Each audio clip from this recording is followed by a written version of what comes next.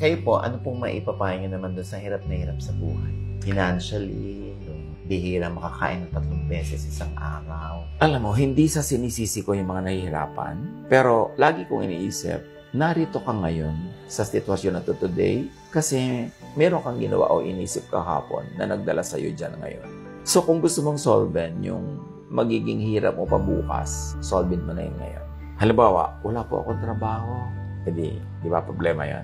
Tatanong mo, kahapon ba may trabaho ka? Meron po. Ano nangyari? Ba't nawala ka? So, umabsent ka ba lagi? Anong ginawa mo? Kasi ba't ka nawala ng trabaho? Laging may cause and effect. May mga tao na talagang parang, sabi nga nila, minamalas sila. Sabi nila, parang dumadaan sa pagsubok. Pwedeng yun. Pero marami, naalagay sila sa kanila, alagyan nila, meron din silang responsibility.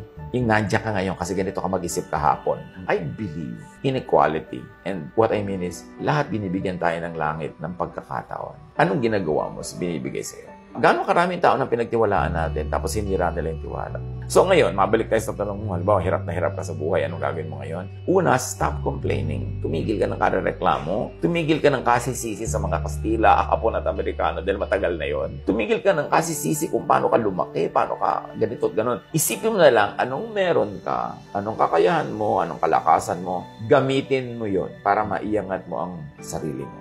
Huwag mong isipin yung savings ng iba. Huwag mong isipin yung magagawa ng iba. Ikaw mismo. Kasi lahat tayo, binigyan ng lumikha sa atin ng kakayahan. Kailangan hanapin mo yon at doon ka tumayo. Life is short. Huwag mong sayangin sa reklamo, sa himutok, sa panghihinayang, sa paninisi, sa paglulungkot-lungkutan dyan. Kaya yung mantra ko, minimize pain, maximize pleasure, and do the most good. Every time na meron kang pwedeng tulungan, gawa ng mabuti, gawin mo.